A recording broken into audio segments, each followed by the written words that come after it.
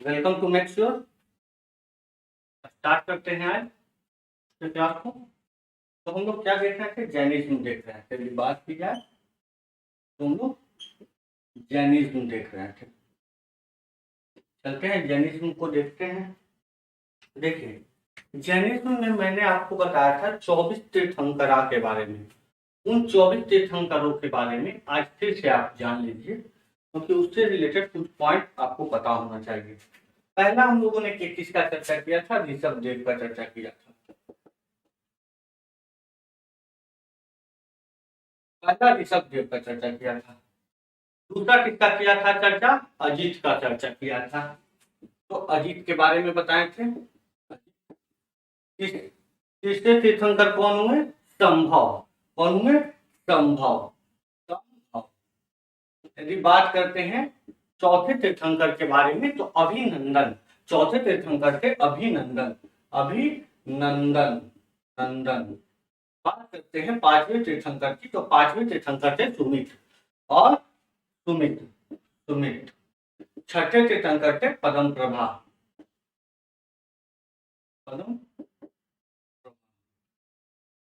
सातवें तीर्थंकर की बात की जाए तो हम किसके बारे में बोलेंगे? संग पार्श्व के बारे में बोलेंगे। संग पार्श्व। पार्श्व। आठवें तीर्थंकर थे चंद्र प्रभा। चंद्र प्रभा। नौवें तीर्थंकर की बात की जाए तो सुविधि थे और दसवें तीर्थंकर शीतल। नौवें तीर्थंकर सुविधि। दसवें तीर्थंकर बात करेंगे तो शीतल।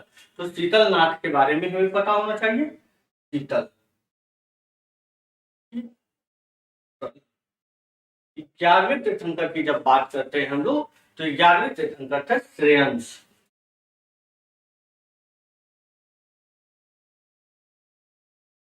श्रेयंस। 12वें तीर्थंकर की जब चर्चा करते हैं तो हमें वसु पूज्य का नाम याद रखना चाहिए। वसु पूज्य। वसु पूज्य। 13वें तीर्थंकर के बारे में बात की जाए तो 13वें तीर्थंकर थे विमल। विमल। 14वें तीर्थंकर थे अनंत। अनंत। अनंत। अनंत। अनंत। बात करते हैं किसके बारे में? 15वें तीर्थंकर के बारे में। तो 15वें तीर्थंकर थे धर्म और 16वें तीर्थंकर थे शांति। धर्म शांति। शांति। 17वें तीर्थंकर के बारे में यदि बात की जाए तो हमको कुंथु का नाम याद रखना चाहिए। कुंथु। कुंथु। कुंथु। 18वें तीर्थंकर अर्थ। 19वें तीर्थंकर के बारे में बात की जाए तो मल्ली का नाम हमें याद रखना चाहिए। मल्ली।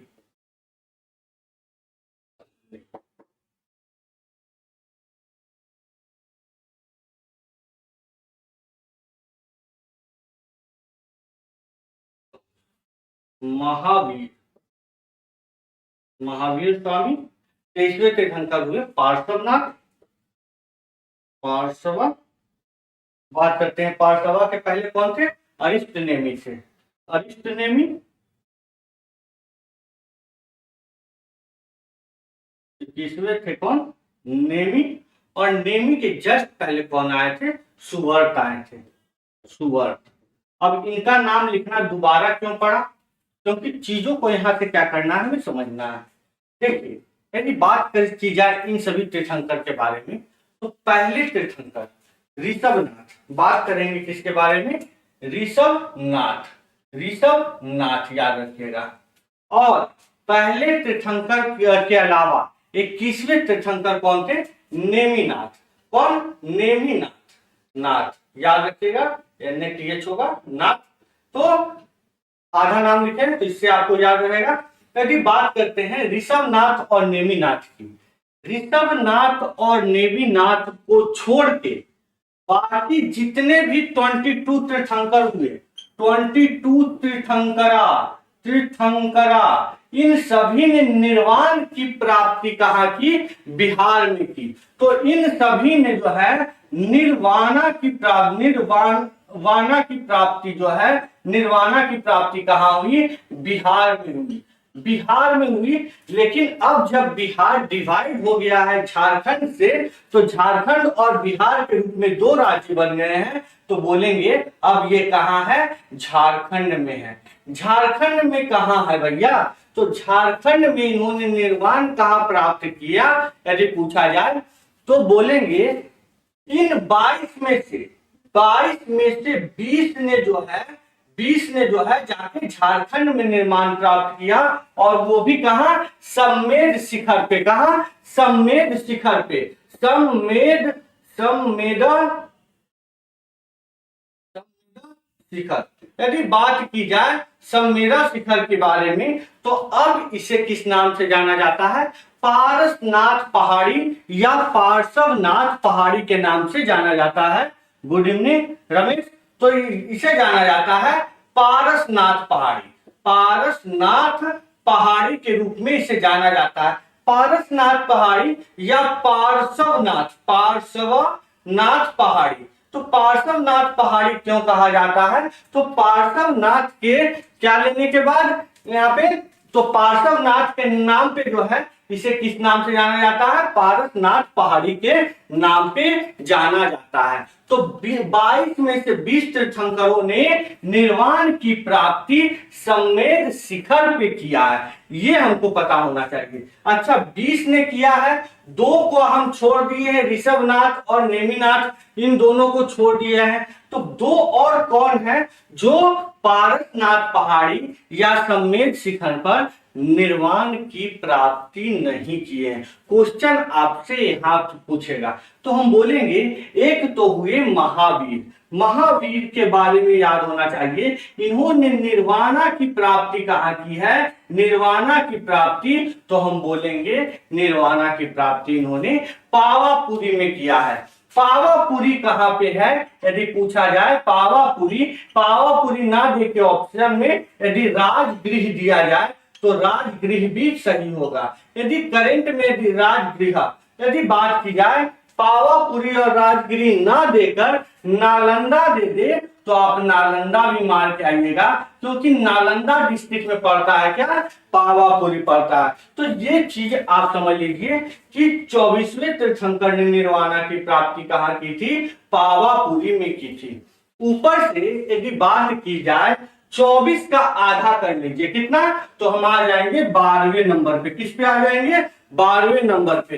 तो 12वें नंबर के तीर्थंकर कौन है? वसुपूज्य है। और वसुपूज्य ने निर्वाणा की प्राप्ति कहाँ की है भाई साहब? तो बोलेंगे चंपापुरी में। कहाँ किए हैं? चंपापुरी में इन्होंने निर्वाणा की प्राप्ति की है। तो हम बोलेंगे चंपापुरी में। यदि बात की जाए चंपापुरी के बारे में, तो हम बोलेंगे करंट का जो भागलपुर जगह है वही चंपापुरी के नाम से जाना जाता था। तो यदि चंपापुरी ना देकर भागलपुर ऑप्शन में दे दें तो भागलपुर भी हम लोग मार सकते हैं यहाँ पे। अब बात करते हैं वसुपूज्य के बारे में, इंपॉर्टेंट तथ्य के बारे में। इन्होंने चंपापुरी और भागलपुर में क्या किया है? निर्वाण की प्राप्ति की है। निर्वाणा की प्राप्ति की है। इसके अलावा इनका जन्म भी कहाँ हुआ है? चंपापुरी में ही हुआ है। जन्म भी कहाँ हुआ है? चंपापुरी में ही हुआ है। ये हमको इसके बारे में पता होना चाहिए। अब बात करते हैं इससे आगे बढ़ के। देखिए आते हैं किस पे? 20 नंबर पे। किस पे आते हैं? 20 नंबर पे। तो 20 नंबर पे कौन है? सुबर्तनाथ है। कौन है? सुबर्तनाथ है। सुबर्तनाथ लिखते हैं, सुबर्तनाथ, नाथ जोड़ते हैं बाद में। तो यदि सुबर्तनाथ की बात की जाए तो यहां से हमको क्या पता होना चाहिए कि सुबर्तनाथ का जन्म कहाँ हुआ था? इनके जन्म के बारे में पूछा जाए, क्या पूछा जाए? इनके बर्थ प्लेस के बारे में पूछा जाए। क्योंकि बीपीएससी का एग्जाम है, तो जो बिहार में जन्म लिए हैं उनके बारे में तो हमें पता ही होना चाहिए। तो इन्होंने जन्म लिया था राजगृह में। तो राजगृह में इन्होंने जन्म लिया था, इसलिए सुबर्तनाथ के बारे में हमें पता होना चाहिए। 2 और पता होना चाहिए, मल्लीनाथ और किसके बारे में, नेमिनाथ, इनके बारे में पता होना चाहिए। चूंकि इन्होंने निर्वाण की प्राप्ति बिहार में नहीं की है नेमिनाथ ने, लेकिन नेमिनाथ के बारे में हमको क्या पता होना चाहिए, इनका जन्म कहाँ हुआ है, बिहार में हुआ है। और मल्लीनाथ का भी जन्म कहाँ हुआ है, बिहार में हुआ है। बिहार में कहाँ हुआ है, मिथिला में हुआ है। कहाँ हुआ है, मिथिला में इनका जन्म हुआ है। तो मिथिला प्रदेश में जो है इनका जन्म हुआ है, ये हमको यहाँ से पता होना चाहिए नेमिनाथ और मल्लीनाथ के बारे में। तो ये जानकारी इंपॉर्टेंट है जिसके बारे में हमको पता होना ही चाहिए। यदि बात करते हैं कुछ और, यदि इसके आगे बात करते हैं तो हमको किसके बारे में पता होना चाहिए, 10वें तीर्थंकर के बारे में पता होना चाहिए। इंपॉर्टेंट है 10वां तीर्थंकर बिहार के पॉइंट ऑफ व्यू से। क्यों इंपॉर्टेंट है, शीतलनाथ, क्या बोलेंगे हम, शीतलनाथ। और शीतलनाथ के बारे में इंपॉर्टेंट पूछा जाए तो बोलेंगे इनका जन्म कहाँ हुआ है, बिहार में हुआ है। कहाँ हुआ इनका जन्म, बिहार में हुआ है। अच्छा, बिहार में हुआ है, कहाँ हुआ है, तो सीधा पूछेगा तो हम बोलेंगे ये कहाँ हुआ है, चतरा। चतरा जो है बिहार से अलग हो गया है, अब ये किस एरिया में पड़ता है, झारखंड में पड़ता है, झारखंड में पड़ता है। ये हमें इसके बारे में पता होना चाहिए। अब कुछ समझते हैं, बिहार में यदि दिया ऑप्शन तो ठीक है, यदि बिहार के अलावा झारखंड भी ऑप्शन में रहेगा तो हम झारखंड मार के आएंगे। ये चीजें समझ लीजिए। झारखंड के चतरा, चतरा में है इटकोरी प्रखंड। इटकोरी प्रखंड से 35 किलोमीटर दूर है भद्रकाली का मंदिर। भद्रकाली के मंदिर से 450 फीट दूर इनका क्या मिला है, फुटप्रिंट मिला है, चरण चिन्ह मिला है। तो हम बोलेंगे शीतल के बारे में। यदि बात करते हैं शीतलनाथ के बारे में, शीतलनाथ के बारे में, तो शीतलनाथ के बारे में हम क्या लिखेंगे, चीजों को समझिएगा, ध्यान देते हैं बिहार।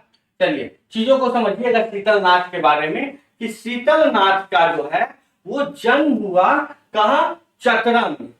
चतरा में जो है इसका जन्म हुआ। चतरा कहाँ है, झारखंड में है, झारखंड में है। पहले बिहार में था इसलिए इंपॉर्टेंट है। बात करते हैं कि चतरा से जो है, चतरा में है इटकोरी प्रखंड। कोरी प्रखंड, तो इटकोरी प्रखंड है, तो ये हमको पता होना चाहिए इटकोरी प्रखंड है। यदि बात करते हैं इटकोरी प्रखंड से 35 किलोमीटर दूर, 35 किलोमीटर दूर, 35 किलोमीटर दूर है भद्रकाली का मंदिर है। किसका मंदिर है, भद्रकाली का, भद्रकाली का मंदिर है, भद्रकाली का मंदिर है, टेम्पल है। भद्रकाली के टेम्पल से 450 फीट की दूरी पे है क्या, इनका चरण चिन्ह मिला है। क्या मिला है, फुटप्रिंट मिला है, फुटप्रिंट मिला है। तो यदि पूछेगा किसका फुटप्रिंट मिला है चतरा में, झारखंड में, इटकोरी प्रखंड में, तो हम बोलेंगे किसके बारे में, हम बोलेंगे शीतलनाथ के बारे में। तो शीतलनाथ के बारे में ये चीजें हमें पता होनी चाहिए। अब चलते हैं शीतलनाथ के आगे, कुछ और कहानी जानते हैं। अब हम लोग बात कर रहे हैं निर्वाण, निर्वाण, निर्वाण। निर्वाण का मतलब क्या है भैया, निर्वाण का मतलब हमें पता होना चाहिए। यदि बात करते हैं निर्वाण के बारे में, मतलब मृत्यु की प्राप्ति, बोलेंगे the ultimate goal of realization of nirvana is to attain the three ratna. क्या, थ्री जेम्स, थ्री जेम्स पूछेगा, थ्री जेम्स ऑफ जैनिज्म। तो उसके बारे में हम बताएंगे कि रियल गोल क्या है भाई साहब, किसका, तो हम बोलेंगे निर्वाण की प्राप्ति का रियल गोल है क्या। तो इसके बारे में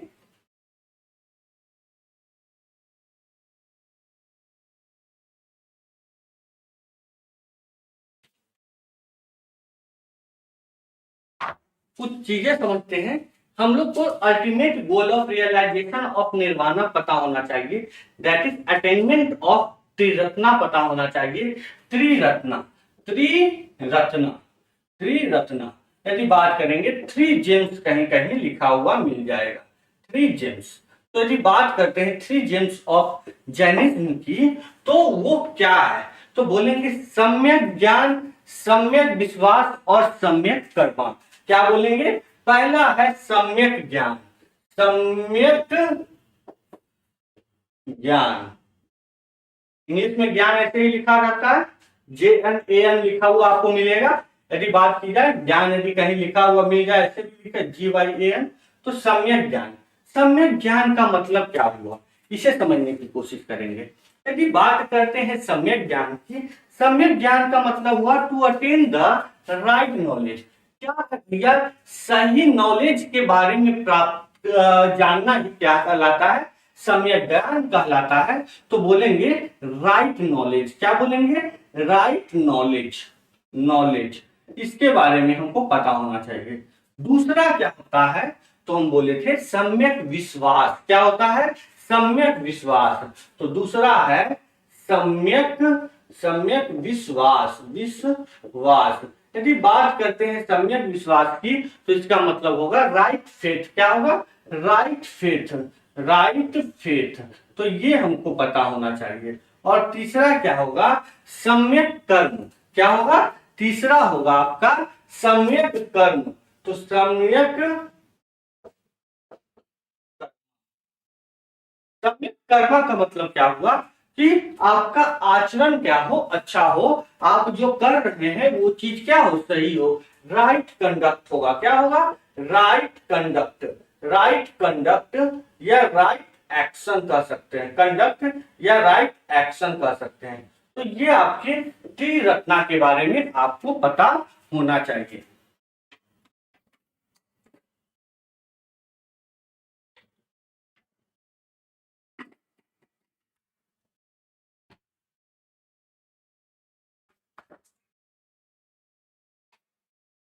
करते हैं त्रिरत्ना को, क्या आगे बढ़ते हैं।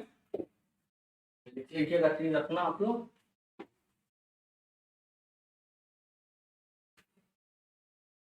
कुछ चीजें समझिएगा।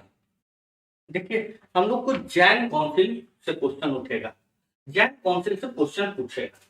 यदि बात करते हैं तो जैनिज्म को हम लोग एकदम डिटेल में पढ़ेंगे, 5-6 क्लास से कम नहीं जाएगा। तो जैनिज्म के बारे में 6 क्लास से कम नहीं जाएगा आपका जैनिज्म।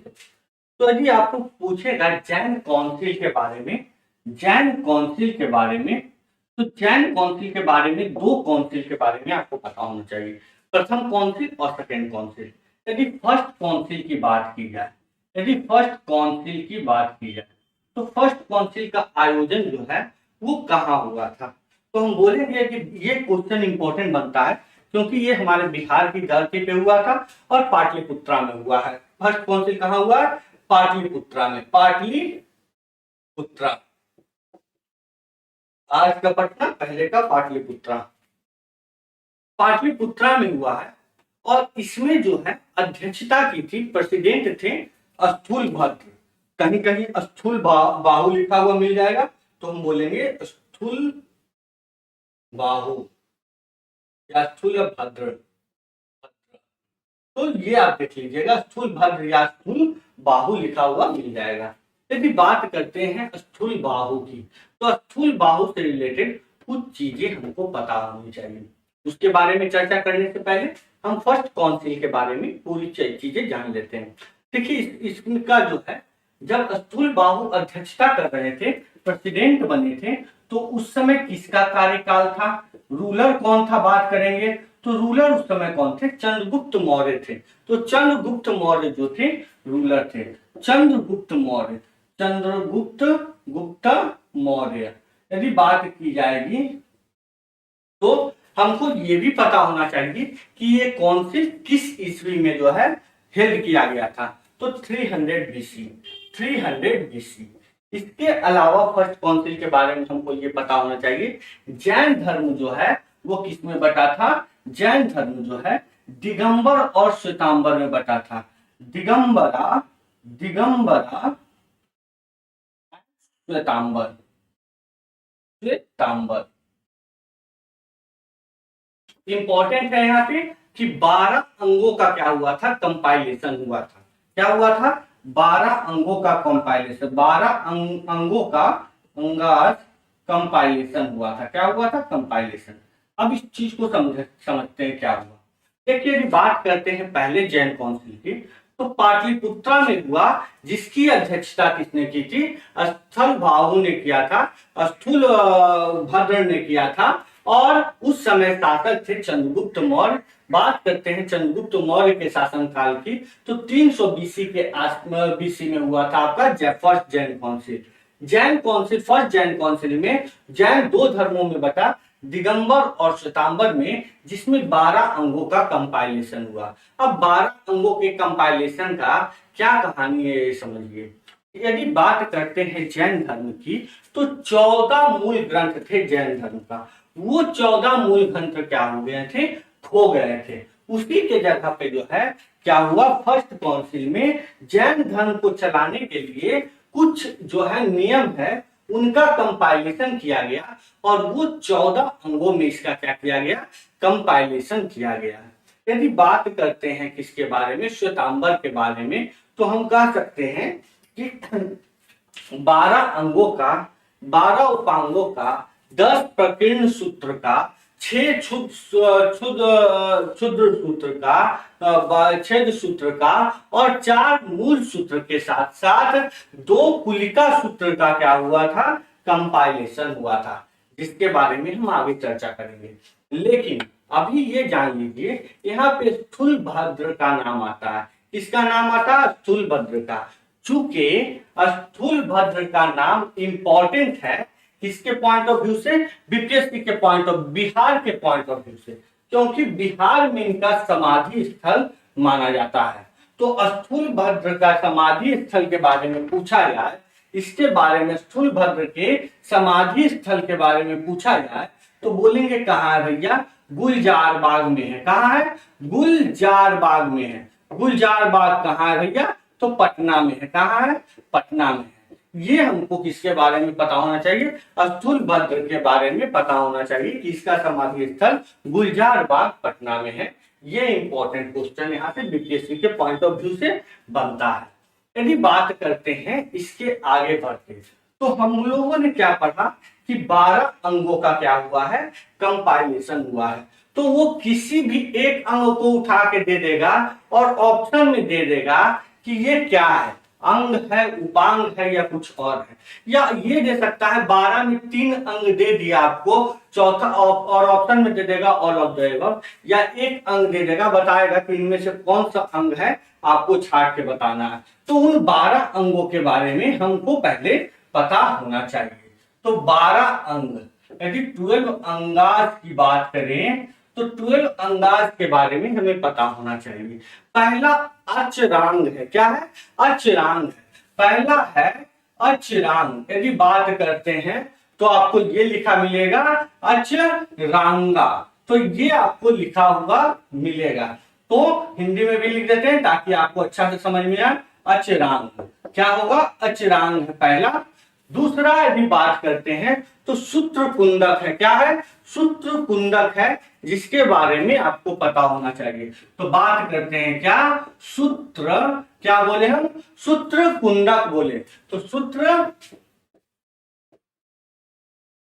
देखिए जो लिखा है उसके बारे में बताते हैं। सूत्र कुंडक है तंगा। तो सूत्र तंगा है लिखा हुआ, हिंदी में लिखा हुआ मिलेगा सूत्र कुंडक। तो ये आपको लिखा हुआ मिलेगा इसमें, हिंदी में। संस्कृत में यदि बात की जाए, अचरांग है, सूत्र कुंडक है, उसके बाद आता है स्नांग। क्या आता है? स्नांग। तो तीसरा आता है आपका स्नांग। तो स्नांग बोलेंगे, स्नांगा। तो बोलेंगे तीसरा क्या आता है? स्नांगा आता है। स्नांग लिखा हुआ मिलेगा, स्नांग। तो ये आपको पता होना चाहिए।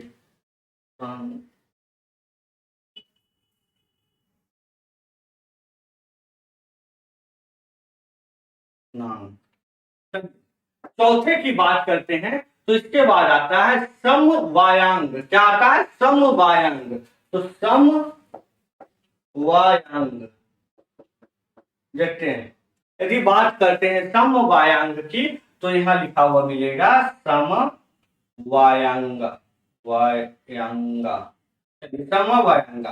बात करते हैं पांचवे के बारे में। तो पांचवा आपका है वाक्य प्रेरणाप्ति। क्या है? वाक्य प्रेरणाप्ति। तो हम बोलेंगे क्या है? वाक्य प्रेरणाप्ति। बात करेंगे वाक्य प्रेरणाप्ति। प्रेरणाप्ति तो ये आपको लिखा हुआ मिल जाएगा वाक्य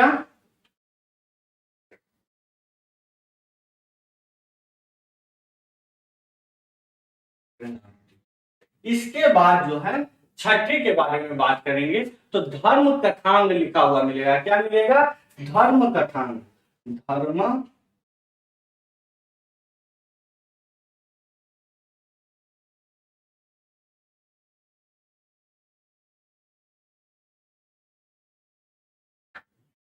धर्म कथांग के बाद आपको लिखा हुआ मिलेगा क्या? उपासक अध्ययनांग। क्या मिलेगा? उपासक अध्ययनांग। याद रखिएगा, नाम टफ है लेकिन यहां से उपासक।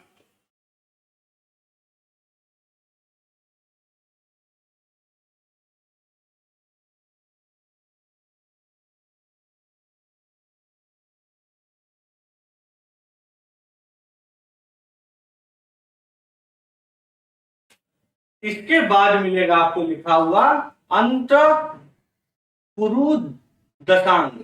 अंतर कुरु दशांग। तो इसके बारे में आपको पता होना चाहिए।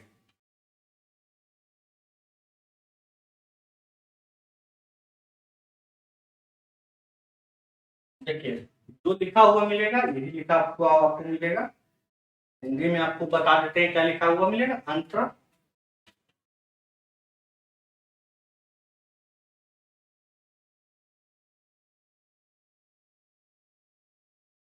चलिए, यदि बात करते हैं अनुत्तर पदांक मिलेगा आपको लिखा हुआ अनुत्तर पदांक। यदि बात करते हैं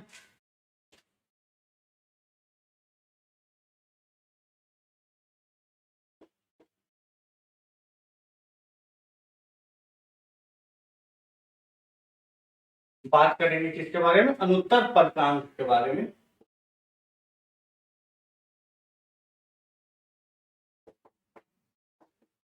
दसवें की बात की जाए तो प्रश्न व्याकरण है। क्या है? दसवां प्रश्न व्याकरण।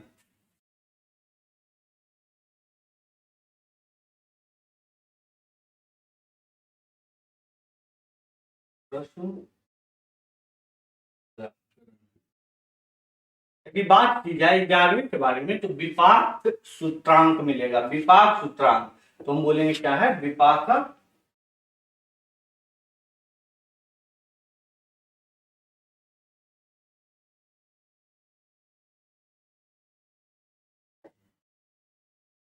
बात की जाए 12वें के बारे में तो दृष्टि बतांग। क्या है? दृष्टि बतांग।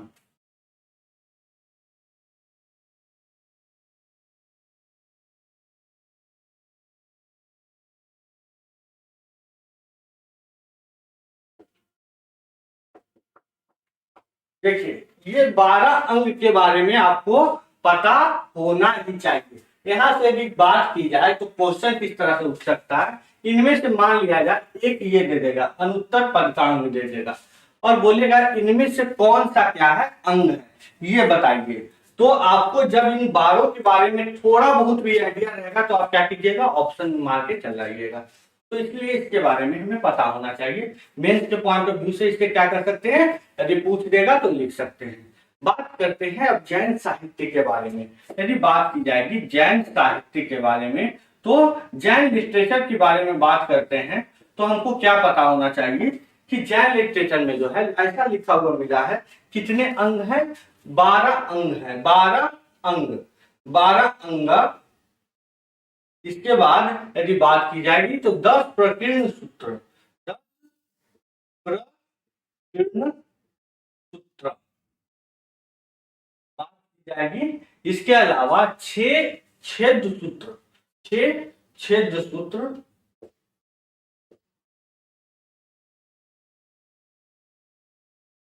6 छेद सूत्र के अलावा 2 कुलिका सूत्र। 2 के अलावा पहले 4 लिखते हैं।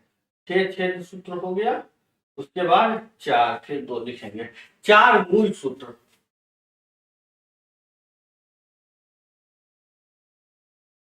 और 2 कुलिका सूत्र। कुलिका सूत्र या कुलिका सूत्र, इसके बारे में हमको पता होना चाहिए, ये पूछा जा सकता है। इसके बाद चर्चा करते हैं किसके बारे में, इसके बाद चर्चा करते हैं हम लोग सेकेंड जैन काउंसिल के बारे में। सेकेंड जैन काउंसिल,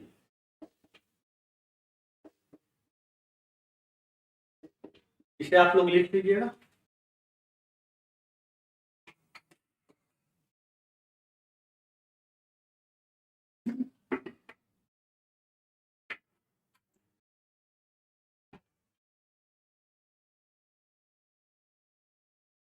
देखिए सेकेंड जैन काउंसिल जो है कहाँ हुआ था, वल्लभी में हुआ था। वल्लभी में हुआ था सेकेंड जैन काउंसिल। यदि बात की जाए प्लेस था क्या, वल्लभी। इसके बाद हमको ये पता होना चाहिए कि इस समय जो था, समय क्या था, तो 512 एडी था, ईस्वी था, 512 ईस्वी था। इसकी अध्यक्षता किसने की थी, प्रेसिडेंट कौन था, प्रेसिडेंट कौन था ये पूछा जाए तो हम बोलेंगे कौन थे, देवर्षि क्षमा श्रमणा। कौन थे, क्षमा श्रमणा। तो इसके बारे में पता होना चाहिए, देवर्षि, देवर्षि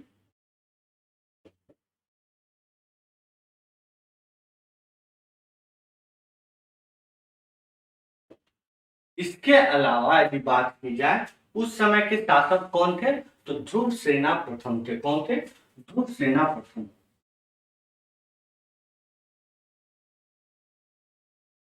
इसके अलावा आपको ध्रुव सेना प्रथम यदि ऑप्शन में ना मिले तो मैत्राकाश मिलेगा लिखा हुआ, तो ये आप देख लीजिएगा।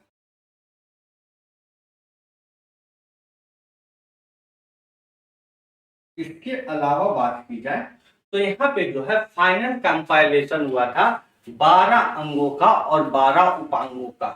Final compilation of 12 angas, final compilation of 12